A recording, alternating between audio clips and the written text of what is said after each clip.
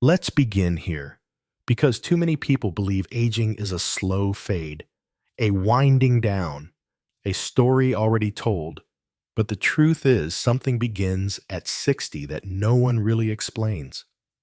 Not your doctor, not your children, not even your younger self, who once thought that peace would come after the work was done.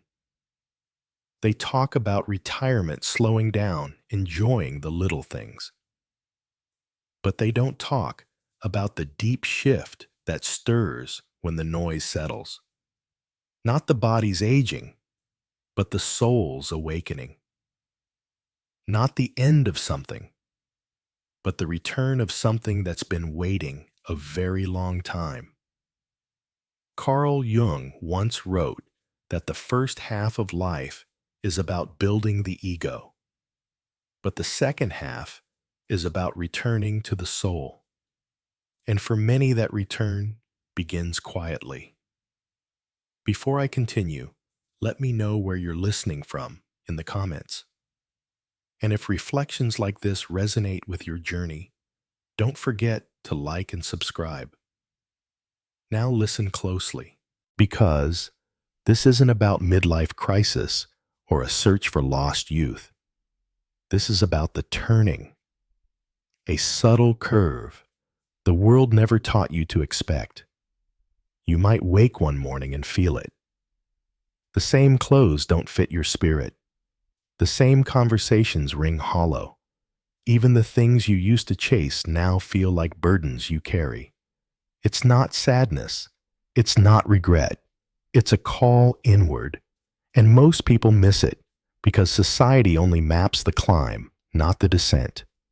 Not the sacred descent back into the self. At 60, something changes in the atmosphere of the soul. The masks grow heavier. The old roles lose their grip. And what once looked like success may now resemble performance. This shift doesn't happen in headlines or milestones. It happens in moments of stillness, in the way your breath slows after a long life of proving and pleasing, in the quiet realization that you are no longer trying to become someone, you are finally returning to who you've always been. This is the beginning, the inward curve, the first step on the path home. Not to the past, but to the parts of you that waited while the world was busy. And once you feel it, you cannot unfeel it. Something has changed, and it's time to follow. There comes a moment quiet, often unnoticed, when the roles we've worn for decades begin to slip. Not because we've failed them, but because we've outgrown them. The caretaker, the professional, the one who holds everyone together. They may still speak your name, still call on your strength, still expect your smile. But inside, something no longer feels aligned, and you begin to notice it in small things. The conversations that once mattered now feel scripted. The events you used to organize feel like performances. The compliments no longer land. They drift past you like words meant for someone else. It's not that you've become ungrateful. It's that something deeper is stirring beneath the surface. Not a need for more attention, but a hunger for truth. Not applause, but authenticity. This is often the first fracture. Not a dramatic collapse, but a subtle misalignment between your inner world and your outer life. You may find yourself standing in a familiar room, surrounded by people who care and still feel like a guest in your own story. Carl Jung spoke of this moment as the soul's quiet refusal to keep pretending. The persona, the public face we crafted to survive, to succeed, to belong, begins to feel too tight. like clothing stitched for a season that has passed. It's not easy to admit, because the mask once served you well. It gave you safety. It earned you praise. It helped you navigate a world that often values performance more than presence. But now, the weight of it grows heavy. The smile that was once second nature begins to tremble. The yes you always offered starts to hesitate at the edge of your lips, and the body so often overlooked begins to send its own signals fatigue that isn't physical tension, that isn't about work. It's not that the world has changed. It's that you have. And the roles you played so faithfully no longer carry the meaning they once did. This is the beginning of dissonance, an ache that grows not from loss, but from the realization that so much of what you lived was shaped by expectations that were never truly yours. The soul does not rebel violently. It does not shout. Instead, it withdraws. It becomes quieter, more selective. It waits for you to notice the silence and ask what it means. And if you do, if you sit with that silence rather than rush to fill it, you will hear the deeper question beneath it. Who am I when I am no longer needed in the same way? Who remains when the titles are gone, the children grown, the calendars less full? This is not a crisis. This is the soul preparing for its return. You may begin to feel a strange distance from the life you built, as if you're watching yourself go through motions you no longer believe in. Even joy can feel dulled, not because it's absent, but because it hasn't been fully yours in a long time. And yet, this discomfort has purpose. It's a signal, not a failure. It tells you that the time for performance is ending, and the time for presence is arriving. But before you can arrive fully, you must see clearly where you've been. Not to judge yourself, but to finally acknowledge the ways you've adapted to survive. There were things you never said, emotions you tucked away to keep the peace, dreams you stored in a box labeled someday that never came, strength you carried without ever setting it down. This fracture, this moment, when the mask begins to slip, is the soul's invitation to stop rehearsing and start remembering. Remembering what it felt like to dream without apology, to move without explaining, to feel something deeply and not talk yourself out of it. Jung described this as the meeting of the shadow. Not the darkness we fear, but the parts of ourselves we disowned. The voices we silenced because they didn't fit the role. The truths we buried beneath obligation and reputation. At this turning point, those parts begin to rise. Sometimes through sudden grief. Sometimes through anger that seems misplaced. Sometimes through a quiet longing you can't quite name. They rise not to break you, but to rejoin you, because you cannot become whole without them. The woman who swallowed her voice. The girl who danced before she was told to be proper. The dreamer who still believes in beauty without purpose. They are not gone. They are waiting. And this fracture, the soft collapse of what no longer fits, is how they begin to re-enter your life. So, if you feel restless, uncertain, distant from things that once defined you, know this: you are not breaking. You are breaking open. The soul cannot thrive in performance. It needs space to breathe, to feel, to be. And that begins here, not with answers, but with honesty, not with more doing, but with the courage to stop, look inward, and say, this version of me has served its time, but I feel something else calling now, and I'm ready to listen. Because before the return can begin, something old must be released. And that release is not weakness. It is the first sign of true strength. The strength to see clearly. The strength to let go of what no longer reflects your truth.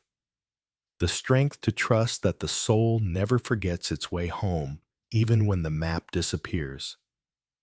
And so this fracture, though it may feel unsettling, is not the end.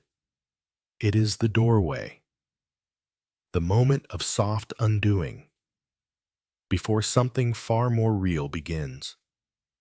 There comes a season when the soul no longer wishes to decorate the mask. It wants to remove it entirely, not to make a scene, but to breathe. By now, the fracture has formed. The outer world still asks you to keep up appearances, but your inner world has become harder to ignore. And what once kept you safe now keeps you confined. This is the quiet territory where the shadow begins to stir, not as something dark and shameful, but as something exiled, something you pushed aside to fit the part, to earn love, to survive. Now, it knocks not with rage, but with remembrance. Jung described the shadow as everything we rejected in order to be accepted. Not just impulses or flaws, but also dreams, desires, even strengths we were told not to show. It is the bold voice you softened to stay polite, the creativity you dismissed as frivolous, the anger you buried to keep the peace, the needs you silenced so others wouldn't leave. And now, in this stage of life, those parts return. They don't demand a stage. They ask for acknowledgement. They want to be seen, not for who they should have been, but for who they were before the world asked them to hide. You may find yourself revisiting old memories, not by choice, but by pull. Moments you thought were long processed surface again, not to torment you, but to show you what still needs integration. A photo tucked in a drawer, a dream that lingers all morning, a scent that brings back a version of you that feels both distant and strangely present. These are signals, not of regression, but of reconnection. The persona, the carefully shaped identity, is beginning to crack. Not out of weakness, but because the soul has outgrown its shell. And when that happens, there is always discomfort. But within that discomfort is the opening. This is the most inward part of the journey. You're no longer distracted by roles or rewards. The outer noise has faded just enough for you to hear your own inner voice again. But what it says may not always be easy to accept. Because the shadow doesn't flatter. It reveals. It speaks in the language of truth. Truth that may be inconvenient, raw, or long denied. But beneath the sting is a kind of liberation. You begin to see the quiet costs of adaptation. The friendships kept out of habit, not connection. The duties performed more from fear than love. The way you've kept yourself small to avoid conflict. And the deeper you look, the more clearly you understand you were not wrong to adapt. You did what you had to do. But now, you don't have to anymore. This is where the inner work becomes sacred, not grand, not public, but deeply personal. The old boxes in the attic of the soul, filled with assumptions, silenced moments, promises made in pain, are finally opened. Not to dwell in the past, but to sort what stays and what is no longer yours to carry. You may find tears without stories, exhaustion without cause, a sudden desire to be alone, not in sadness, but in necessity. This is the clearing, and it is holy. The ego resists this phase. It will try to reassert the mask. It may say, "You've gone soft," or "You're wasting time." It may tempt you to return to old rhythms that once distracted you. But something within knows better now. You begin to feel the difference between action and alignment, between being needed and being whole. You no longer want to be everything for everyone. You want to be true, even if that means being misunderstood. And in that tension, the pull between the mask and the shadow, a choice begins to form. Not an external decision, but an internal allegiance, to stay loyal to yourself, even if no one else claps. This is the halfway point of individuation, the merging of what you've shown and what you've hidden. Not to become someone new, but to become fully yourself for the first time. There is grief here, not only for what was lost, but for how long it took to look. There is anger, too, not wild, but steady. Anger for the boundaries you never knew you could draw, for the voice that stayed silent when it should have spoken, for all the years your own needs came last. But even this is not destruction. It is purification. It is the fire that burns away pretense. You may notice yourself pulling away from shallow routines, from certain people, from conversations that no longer nourish. You're not becoming cold. You're becoming clear, and that clarity is what the soul has always wanted. Jung knew this phase could not be rushed.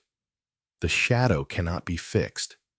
It must be honored, felt, listened to with patience and compassion. And when you do, when you begin to welcome back the disowned parts, something shifts. You stop feeling like a puzzle missing pieces. You begin to feel whole. Not perfect, but intact. The self you abandoned to survive slowly returns, not to punish, but to walk with you. And in that reunion, you begin to breathe differently. Slower, fuller, deeper, because you no longer have to perform. You no longer have to pretend. You no longer have to chase love by becoming smaller than you are. This is where the story changes direction. Not through force, but through surrender. Not through answers, but through acceptance. What rises now is not weakness, but depth. What lingers now is not fear, but a quiet knowing. That wholeness begins the moment you stop hiding from yourself. When the shadow has risen and the mask begins to loosen, a choice quietly presents itself. One can either resist this inner tide and cling to the old roles, or allow the deeper self to come forward. At first, resistance seems easier. Familiar patterns feel safer, even when they no longer nourish. But sooner or later, the soul insists, and what has been denied begins to shape the path ahead. This is where awakening takes form, not as a sudden flash of light, but as a gradual turning toward what has always been waiting, a dream that repeats until you finally pay attention, a silence that grows until it demands to be honored, a fatigue that cannot be explained away, but makes sense once you realize the old story has ended. These are not signs of weakness, they are invitations. Jung taught that no one becomes whole by chasing light alone. Wholeness comes from embracing what was left out of the picture, what you once feared, dismissed, or ignored. The shadow is not an enemy. It is simply the doorway through which your soul returns. What you could not be before now asks for recognition. What you left behind in youth now extends its hand. To awaken is to accept that your life is not only the bright, polished chapters, but also the hidden pages you rarely showed to others. At this stage, a woman may look into the mirror and see no performance staring back. She may notice the face lined by years and finally feel no need to cover it. The quiet voice within, once silenced, begins to speak with calm insistence. Enough pretending. Enough shrinking. Enough apologizing for simply existing. This is not defiance. This is truth.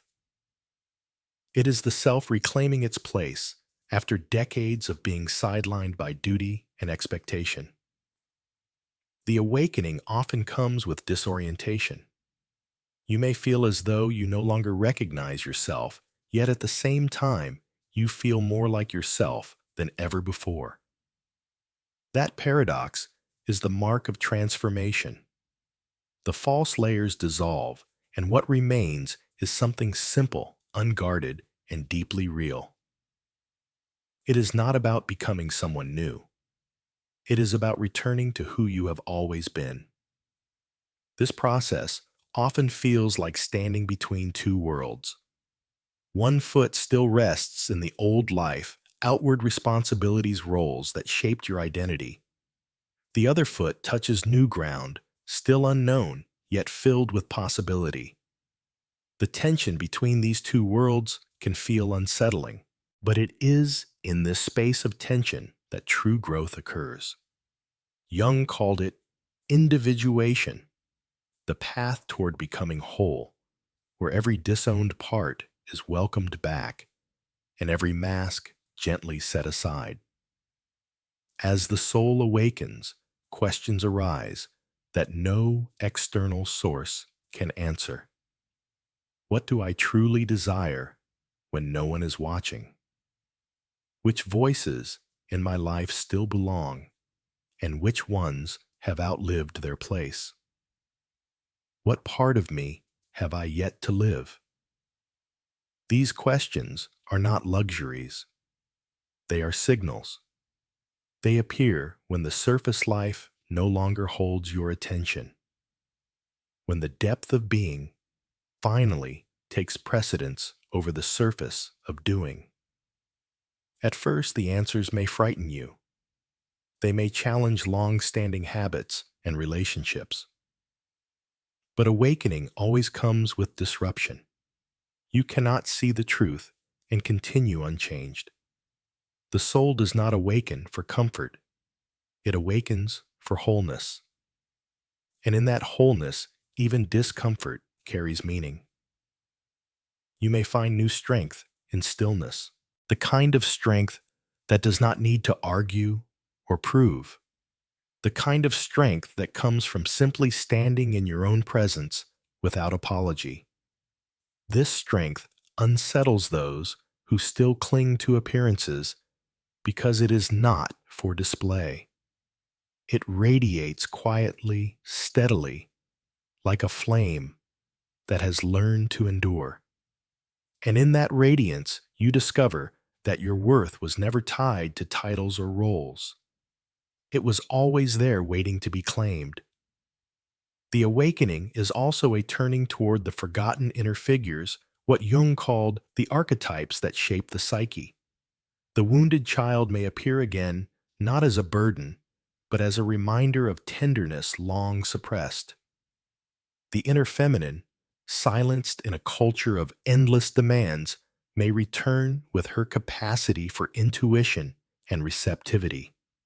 The wise elder, overlooked in a world obsessed with youth, steps forward as a guide showing that age carries a unique kind of beauty and power. To awaken is to welcome these figures back into dialogue and to let them weave together into a fuller self. At this point, life begins to feel less like a linear climb and more like a circle coming to completion. You begin to see your past not as wasted time, but as raw material for wisdom. You recognize that even mistakes carried their own lessons, and even losses gave you depth. This realization softens the edges of regret. It transforms old wounds into openings, places where compassion now flows. The awakening is not about erasing your history. It is about embracing it so completely that nothing remains in shadow. There is beauty here, though not the beauty sold in magazines. It is the beauty of authenticity, the beauty that comes from no longer hiding. You may walk more slowly, but your presence carries more weight. You may speak less often, but your words land with greater truth. You may no longer care for many things that once seemed urgent because you have discovered something far more important: alignment between inner and outer, between who you are and how you live. This is the turning point that so few prepare for. Society speaks of aging as decline, but in truth, it can be the richest season of all. When the ego loosens and the soul takes the lead, you are no longer bound by old measures of success. You are free to live more lightly, more truly, more deeply. And that freedom is the essence of awakening. The road ahead is not without challenge. You will still meet resistance within yourself and from others. But once you have glimpsed the soul's clarity, you cannot return to sleep. Awakening changes everything because it changes the way you see. And when perception shifts, life itself takes on a new shape. The awakening is not the end of struggle. It is the beginning of a deeper companionship with yourself. It is learning to walk with the parts you once feared, to rest in the presence you once ignored, to trust the wisdom that has always been quietly waiting. It is the gentle but powerful recognition: I no longer have to become anything.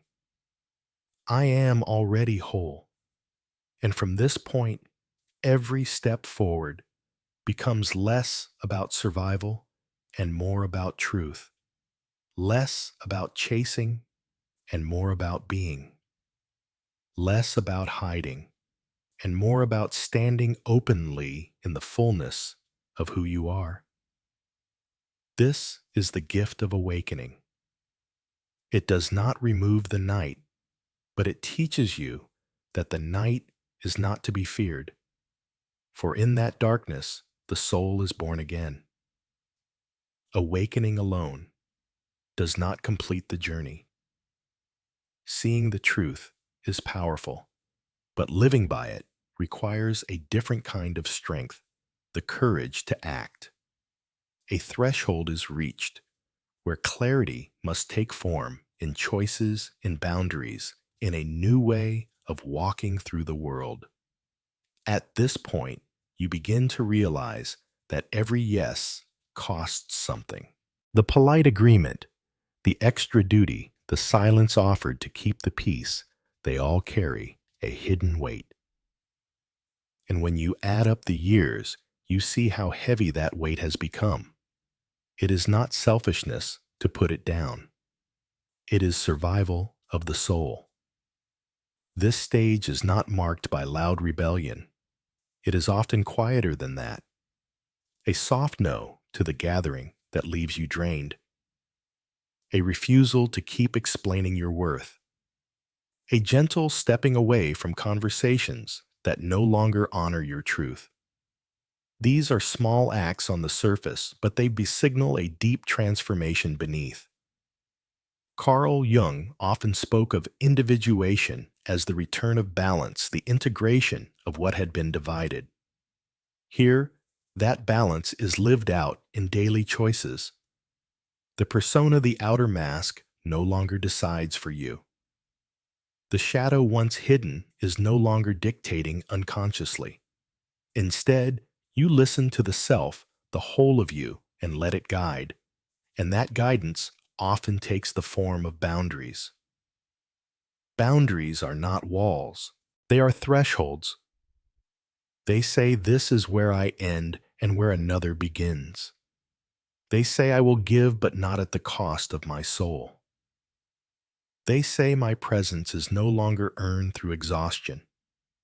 My worth does not depend on being useful to everyone but myself. At first, others may resist this shift. Those accustomed to your endless giving may find your silence unsettling. They may try to pull you back into the familiar script. But here is where transformation reveals its depth. For the first time, you do not fold to keep harmony. You remain steady, even if misunderstood. And with that steadiness comes freedom. There is beauty in a woman or a man who has learned to decline without anger, to withdraw without guilt, to choose with clarity. It is not hardness that emerges, but softness protected by strength. It is not distance, but presence defined by truth. This is the soul finally stepping into its rightful authority. In these moments, fear often rises. What if I am rejected? What if I am alone? But then another realization comes. Rejection of the false is not loss. It is space created for the true. And solitude once feared now becomes a place of rest. You discover that your own company is no longer empty. It is enough. Transformation takes root in ordinary rhythms. You say yes when your heart leans forward, and no when your body tightens. You stop apologizing for needing time, for moving slower, for choosing differently than before. You allow yourself to breathe without justification. And each choice, however small, strengthens the self that had long been waiting. This is not a stage of grand declarations. It is a stage of practice. Each day offers a chance to embody the alignment you once only dreamed of. Each encounter reveals whether you are still living from the mask or now living from the soul. And each time you honor yourself, the fracture heals and wholeness grows. There is a sacred calm that arises here. It is the calm of someone who knows their limits, who trusts their intuition, who no longer trades authenticity for approval. Others may not always understand it. Some may even call it selfish. But you know differently.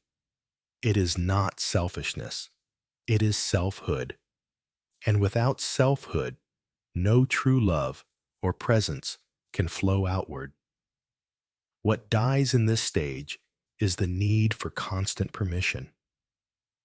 What is born is the capacity to live from the inside out. No longer defined by duty alone, You begin to shape your days by meaning, by resonance, by truth. And in doing so, you discover that saying no is not the end of connection. It is the beginning of genuine connection because it comes from freedom rather than obligation. Transformation is not about becoming untouchable. It is about becoming real.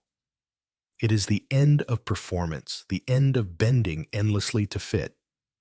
It is the moment the soul says, I belong to myself first, and from that place I can finally belong to the world. And when that shift takes hold, even time feels different. You no longer measure your worth by productivity, but by presence. You no longer rush to please, but pause to listen. You no longer feel compelled to fix everyone because you have learned that each person must walk their own path. What you offer now comes not from depletion, but from overflow. This is the heart of transformation, the willingness to draw a circle around what is sacred, to protect it with gentle strength, and to live as though your inner life matters just as much as the outer. Because it does. Without this boundary, the awakening would fade. With it, the awakening becomes life itself. Jung believed that the second half of life is when the ego bows to the soul. In this bowing is freedom. In this surrender is authority. In this new alignment, you no longer cling to who you were told to be. You live as who you are.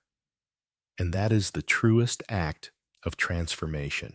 By the time the soul has walked through fracture, shadow, and transformation, something remarkable occurs. The striving quiets. The endless rehearsals stop. What once felt like a stage now feels like a home.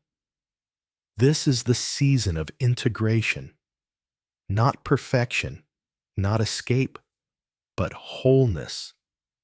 You no longer divide yourself into parts, one for the world, one for the mirror, one hidden in silence. Instead, all of you begins to sit at the same table. And there is peace in that gathering. Jung believed the second half of life carries its own sacred task. While the first half is spent building identity and finding place in the world, the second half is devoted to remembering the soul and living from its depth. At this stage, the ego no longer needs the spotlight. It bows finally to something greater within. And so you begin to feel time differently. The days are not measured by what you accomplish, but by how deeply you are present. A single walk at dusk may carry more meaning than years once did. A conversation, even brief, may feel more real than dozens of past gatherings. Depth replaces speed. Essence replaces effort. The lessons of pain and loss no longer harden you. They soften you. They open you to compassion, not only for others, but for yourself. What once brought shame now brings understanding. What once weighed heavy now teaches lightness. You see clearly that the story of your life was never about appearing flawless. It was always about becoming whole. This is not the end of longing, but the longing itself changes. You no longer chase outward for recognition or applause. You long instead for presence, for authenticity, for the quiet assurance that your life carries meaning even in silence. And when you look in the mirror, you may notice that beauty has taken on a new shape. It no longer rests in the smoothness of skin or the speed of step. It rests in the way your eyes still shine after storms. It rests in the gentleness of your voice, the steadiness of your presence, the calm that comes from having faced yourself and not turned away. This beauty does not demand attention. It simply radiates. It is noticed by those who are awake enough to see it, and it needs no defense against those who are not. It is the beauty of a soul no longer at war with itself. In this stage, love also transforms. It is no longer an effort to complete what feels missing. It becomes a choice to accompany what is already whole. You discover that to sit quietly with another can carry more intimacy than years of trying to prove yourself worthy. You no longer love to fill a void. You love to honor presence. Freedom appears here too. Not the restless freedom of doing anything at any cost, but the settled freedom of no longer betraying yourself. You can say yes with a full heart, and you can say no without guilt, and both are expressions of love. This is the gift of individuation. When the shadow is embraced, when the mask is set aside, when boundaries are lived, what remains is simple. A soul aligned with itself. A human being who is not hiding. It does not mean life becomes without challenge. It means you now carry yourself differently through challenge. Fear loses its grip. Pain no longer defines you. Even endings do not terrify, for you know that every ending has always carried a beginning inside it. And so at 60 and beyond, what once felt like decline becomes rebirth. The world may not celebrate it, but the soul does, for it is here that you finally live, not for others' stories, but for your own truth. The lesson is clear and timeless. Life was never only about having. It was always about being. Being whole. Being present. Being true without apology, without disguise, without fear. And perhaps that is what Jung wanted us to understand. That the journey of life is not toward perfection, but toward integration. That wholeness is not given by the world, but discovered within. That the soul, even after decades of silence, never stops waiting for its return. So if you feel the curve of this turning point within yourself, do not resist it. Welcome it. Let it guide you away from performance and into presence. Let it remind you that beauty still lives, that meaning still breathes, that your soul has not aged. Because what matters now is not how much time is left, but how fully it is lived. And in this depth, even ordinary days shine. Before we close, take a moment to reflect what part of you is asking to return, what truth is quietly waiting beneath the surface. If you feel it, write a few words in the comments, not for performance, but as a vow to yourself. And if these reflections have touched you, share them with someone walking a similar path. Sometimes a single reminder can awaken a soul that thought it was too late. The truth is, it is never too late. The soul always knows the way home.